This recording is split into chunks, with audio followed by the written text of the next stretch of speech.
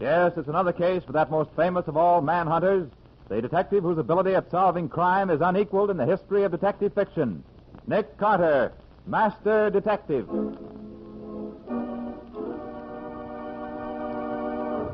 Tonight's curious adventure is... Death Across the Track, or Nick Carter and the Mystery of the Night Freight.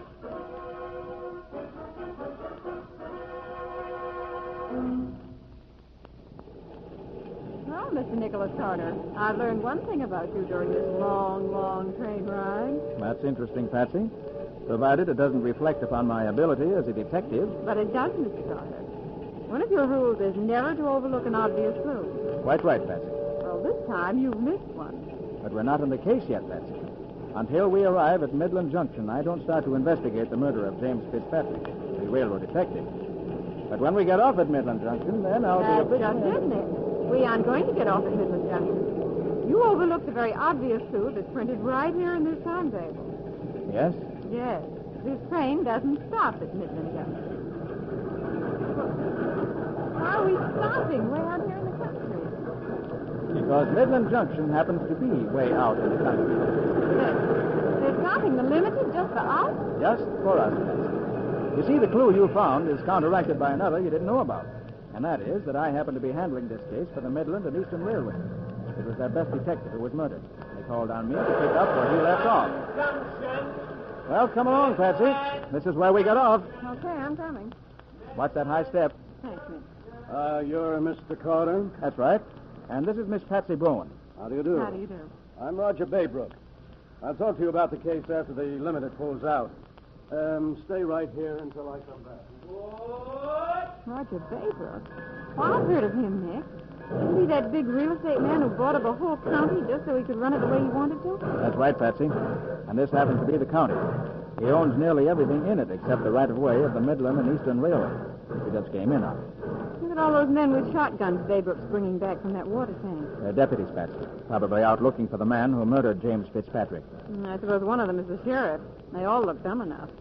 Why is it, Nick, that whenever we land half a mile from nowhere, we always find a hick sheriff who thinks he can give lessons to the great Nick Carter? That's really the exception rather than the rule, Patsy. I hope that rule won't apply in this case, Miss Bowen. Oh, you startle me, Mr. Baybrook. Don't mind Patsy, Mr. Baybrook.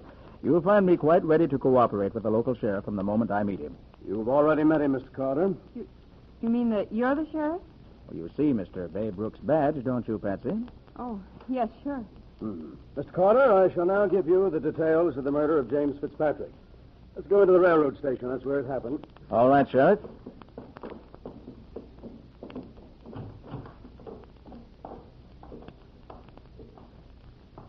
Hello, Mrs. Fitzpatrick. How do you do, Sheriff Baybrook? Miss Fitzpatrick, this is Mr. Nicholas Carter. How do He's you taking do? charge of the case. How do you do? After I've shown him the scene of the death, I shan't annoy you further. This isn't a matter for sympathy. I'm the station agent here, taking my husband's place while he's in the Army. Jim Fitzpatrick happened to be my brother-in-law. But as far as his death is concerned, I regard him strictly as a railroad detective who was killed on these premises. So, of course, it's my duty to help to find the murderer. And mine, too, Mrs. Fitzpatrick. Oh, here's the office where it happened, Mr. Carter. James Fitzpatrick was seated in that chair with his back toward the window. I see. The night freight had just taken on water at the water tank about 100 yards up the track and was passing by the station. Mm-hmm. The shot was fired from about the middle of the train. The bullet smashed the window and found its mark in Fitzpatrick's back. A revolver bullet, Sheriff? No, a rifle bullet from a high-powered Mannlicher rifle. A firearms expert identified it this morning. I see. And what was the speed of the train as it passed the station? About 20 miles an hour? Well, that or a trifle less. There are about 30 boxcars, each fully loaded and sealed. The assassin must have been perched between two of those cars. Yes, undoubtedly. The top of a boxcar would be well above the level of the window. Precisely. Well, Sheriff, have you any suspects? Yes, my deputies are looking for Weasel Taggart and his gang of freight car thieves. We feel sure they've been responsible for the epidemic of freight car robberies we've had around here. Had Jim Fitzpatrick connected Weasel with those robberies? Yes, he had. We feel sure that's why Weasel killed him. Uh-huh. I'm going to make it my job to scour the country for Weasel and his gang. Well, you can handle the rest of it. Goodbye. Well, goodbye. Well, he's a funny bird. 1, 2, 3, 4 people, Mommy. Oh, hush, Charlie. Hey, if Mr. Baybrook hadn't gone away, there'd be 5 people here. But now there's only 4 of us. But there'll be 5 again when Uncle Jim comes in. And if he brings in Weasel, there'll be 6. When is Uncle Jim going to bring in Weasel with those handcuffs he showed me, Mommy? I don't know, Charlie. Do you like to count, Charlie? Gee, yes, I like to count all kinds of things, especially freight cars. Now, come along, Charlie, and I'll get your supper ready. Oh, call me if you need me, Mr. Carter. I've really got to see this guy. Quite all right, I will. He's a bright little chap, isn't he, Nick? Yes. And he's established one point for us, Patsy. Hmm? Before he was killed, Jim Fitzpatrick was on the trail of Weasel Taggart and expected to get him. Oh, you better answer that, Patsy. All right. Hello? Hello, Miss Special Privilege. How does it feel to have a limited stop for you? Scubby Wilson. Well, But how? When? Patsy, I Stubby came on came ahead of to us on the sort early local, Patsy. At present, I take it, he's over in Halsey's general store, that being the only building visible on the other side of the tracks. Is that Nick talking, Patsy? Yes, he deduces that you're at Halsey's store. Right. Come on over if you're still hungry, Hungry? Well, how'd you know I was hungry? because you always are. Uh-oh. Oh, bring Nick along with you, and while you're eating, he can talk to Jeremiah Halsey, the Encyclopedia of Midland Junction.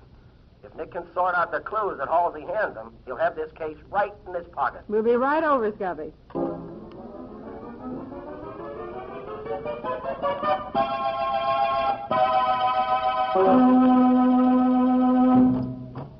Hello, Scubby. Oh, hi, Nick.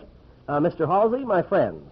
The intelligent one is Nick Carter, and the beautiful one is Miss Patsy Bowen. Oh, Scubby. How do, both? Glad to see you. How do you do? Come in, Sid.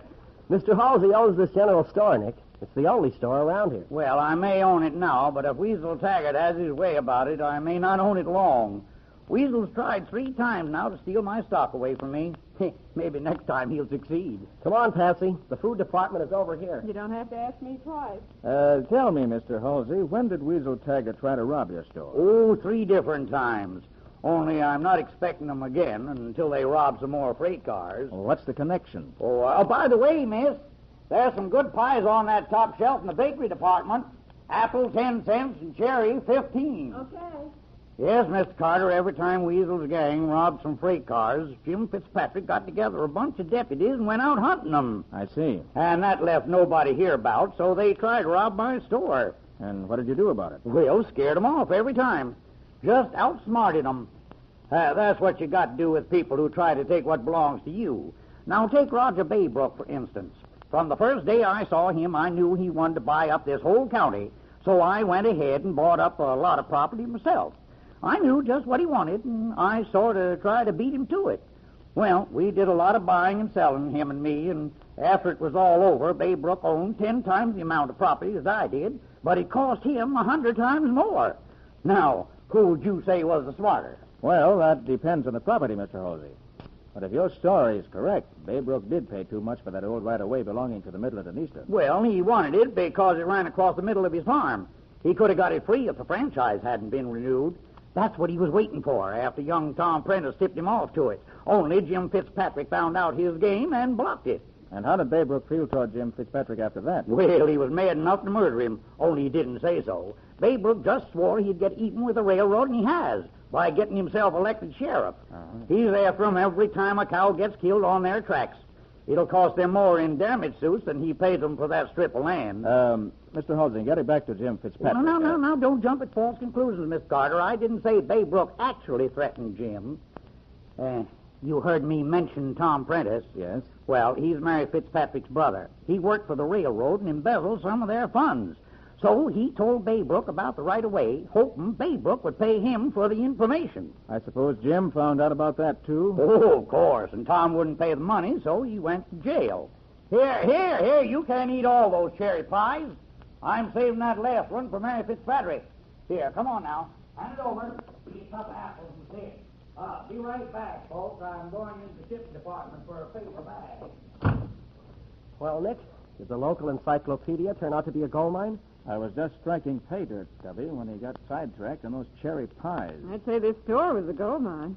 Gosh, it's as big as a barn. It's filled with just about everything. Everything except customers, Patsy.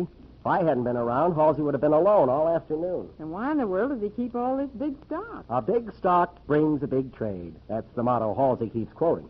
He's forgotten that half his customers have moved away since Baybrook bought up this land. Well, back again, folks, with a pie all wrapped up for Mary. Oh, that reminds me, Miss Carter. I was telling you about her brother, Tom Prentice. Yes. How long ago did Tom go to prison? Well, I can't exactly say, Miss Carter, but I can tell you how long he's been out, and that's since yesterday. Oh, you've seen him? Yes, sir, right here in this store. Stopped to say hello like he'd just been back from a trip.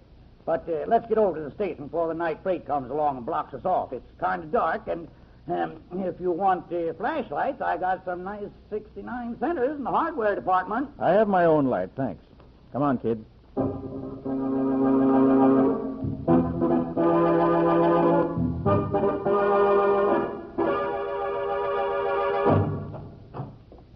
Hello, Mrs. Fitzpatrick, we're back. Hello. Mr. Halsey will be along in a few minutes with a friend of ours, Gubby Wilson. Hello, Mr. Carter. Well, hello there, Charlie. Hello there, Charlie, I told you to stay in bed. Oh, but I have to work, Mommy. If Uncle Jim isn't here, I've got to count the freight cars and report. How high can you count, Charlie?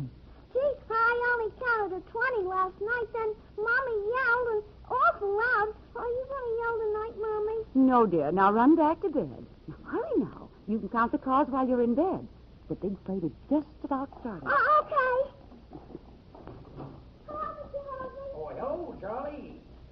Hi, Mary. Hello there. Thought you told me you liked cherry pie, so I brought one along for you. Thank you. Oh, say, just got a good idea. Maybe Mr. Carter ought to look over those bills of lading and other papers Jim used to keep. Yeah, you might find a clue there. They still in Jim's desk? Well, either there or in the safe. Come on, Mr. Carter. Let's go into the office. You can try what's in the desk first. All right. There they are, right there. Don't imagine there's much here that can help. You can't tell. You might find something.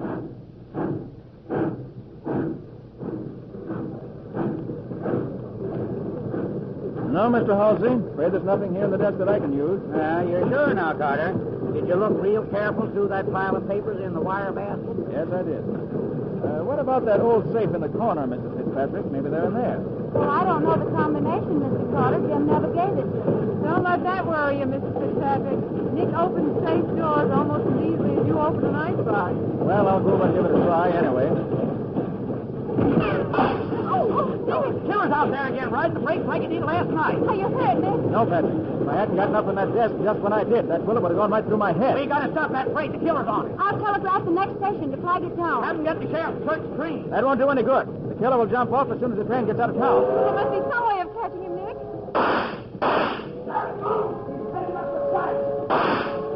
Hey, you hear that? Baybrook's deputies must have cornered him. Let's get out there and find out what's happening.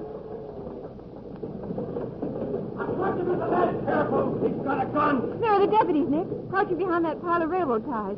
You down there. Toss out your gun and come up with your hands raised. I have no gun. I'll come out like you want, but don't shoot. Promise you won't shoot. If you ain't lying about that gun, just keep your hands in the air and you won't get hurt. Okay. I'm coming out. Keep reaching. Come out of here. Don't take all night. You shot me in the leg. We ought to put another bullet through your heart, you dirty killer. I'm not the killer. Hey, you know who that is? Yeah, Tom Prentice. Is it your brother, Mrs. Fitzpatrick? Yes. After what happened last night, I made him hide in my attic. Well, why didn't you tell us? I was afraid he'd be blamed for killing Jim. Oh, never mind explanations now. He's been shot. He needs a doctor. I'll go call one, Nick. Oh, Tom. Tom, why did you leave the station? Why didn't you stay where you were? I heard the gunshot, Mary. The freight was passing, and I knew the killer was on it. I wanted to hop the freight and try to catch him. You thought the killer was on it. Now that's a hot one. You were on it, Prentice. If our bullets hadn't made it hot for you, you'd still be on it. I had just hopped on when you started shooting. I tell you, I was going to try to find him. Hey, what's happened? What's going on here?